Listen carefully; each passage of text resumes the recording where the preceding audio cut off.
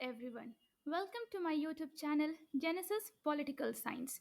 My name is Pinky Kumari and we are going to understand a recent news that is no explosion, just blackout, China's next level warfare weapon in simple, easy to understand language. What is blackout bomb? China showed a new bomb called a graphite bomb, sometimes called a blackout bomb. Recently ये news में देखा गया है कि China ने एक CCTV camera footage जारी किया था जिसमें हम एक न्यू बॉम्ब के बारे में जानते हैं जिसे हम ग्रेफाइट बॉम्ब भी कह सकते हैं या उसे ब्लैकआउट बॉम्ब भी कहा जा सकता है। It is not meant to hurt people directly.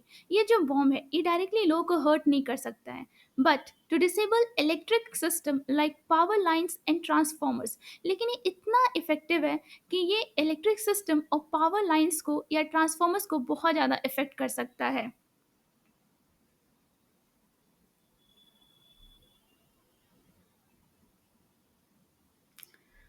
How it works. The bomb travel on a missile और रॉकेट। ये जो बॉम्ब है इसे हम मिसाइल या रॉकेट के जरिए near the target it reveals tiny metal, इसे हम नियर द टारगेट ले जा सकते हैं जिसमें से ये जो मिसाइल है या जो बॉम्ब है या जो रॉकेट है इससे टाइनी मेटल्स रिलीज होते हैं like carbon threads graphite into the air. जो कार्बन थ्रेड्स होते हैं वो ग्रेफाइट से बने होते हैं, वो एयर में रिलीज किए जाते हैं।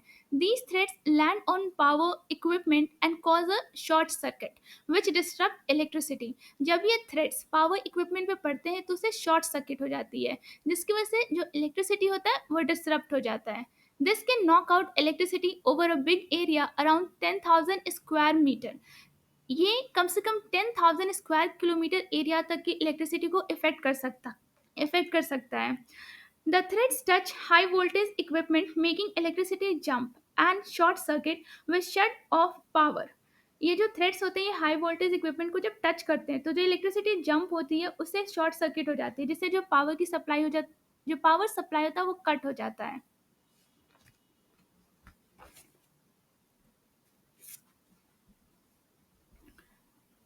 What's going on? China's state TV CCTV showed an animated video of a new weapon by China Aerospace Science and Technology Corporation linked to their Ministry of Defense. तो ये जो सीसीटीवी फुटेज है जो कि एक एनिमेटेड वीडियो शो करता है, तो ये जो एरोस्पेस साइंस एंड टेक्नोलॉजी जो है जो मिनिस्ट्री ऑफ डिफेंस है चाइना की उससे रिलेटेड है, उसके ज़रिए ये सीसीटीवी फुटेज को जारी किया गया है। The video did not name the weapon, just called it a mysterious domestically made missile. इस वीडियो में वेपन का नाम तो नहीं दिया गया लेकिन उसे mysteriously domestically weapon made missile कहा गया है। The animation showed a weapon that can reach about 290 kilometre. इस एनिमेशन में देखा जा सकता है कि जो वेपन है वो कम से कम 290 किलोमीटर एरिया को कवर अप कर सकता है and carries a heavy 490 KG warhead. और ये 490 केजी वॉरहेड कैरी आउट करता है। It's powerful enough to hit power plant और पावर हब्स। ये इतना पावरफुल है कि किसी भी पावर प्लांट या पावर हब को डैमेज कर सकता है। People online guess it might be use to attack Taiwan power grid. लोगों का ये अनुमान है कि हो सकता है फ्यूचर में चाइना इसे यूज करे ताइवान की पावर ग्रिड को अफेक्ट करने के लिए। But officials have said anything but officials have not said anything about it. लेकिन ऑफिशियली इसके बारे में अभी कोई बात नहीं हुई है। बैक इन 2017 चैन चुंडी and editor at the semi-official magazine Modern Ship said that graphite bomb can be a powerful weapon. 2017 की बात है, देयर वाज एन एडिटर जिनका नाम चेन चुंडी है जो कि मैगजीन मॉडर्न शिप से रिलेटेड है।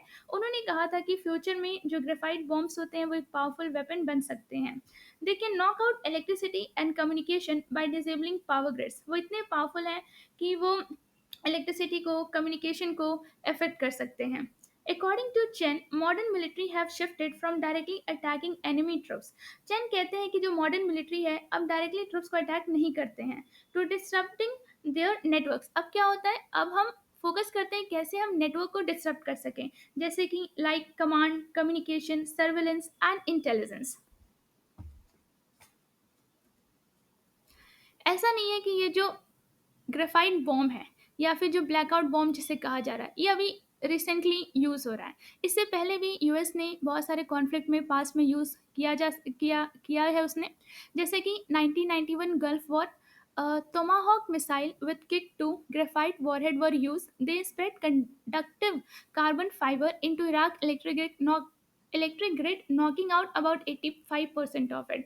तो 1991 गल्फ वॉर में एक तमाहॉक मिसाइल है जिसने ग्रेफाइट बॉम्ब उसमें यूज़ हुआ था, और जिसने जो इराक है उसके 85% इलेक्ट्रिसिटी को अफेक्ट किया था। 1991 1999 Kosovo war, US F 117 stealth jet dropped graphite bomb which cut Serbia power supply by around 70%. Same उसी प्रकार 1999 कोसोवो वॉर में जो 117 स्टेल्थ जेट है उसने भी मतलब ग्रेफाइट बॉम्ब कैरी किया था, और जिसकी वजह से जो सर्बिया का पावर सप्लाई वो 70% इफेक्ट हो गया था। It is a strategic tool for non-lethal warfare. You are not physically destroying the infrastructure, but you are disabling it. ये एक strategic tool माना जा सकता है जो कि नॉन लीथल है, जिससे फिजिकली तो कोई डैमेज नहीं हो रही है, लेकिन कहीं ना कहीं इंफ्रास्ट्रक्चर को बहुत डैमेज हो रहा है और आप उसे डिसेबल कर सकते हैं।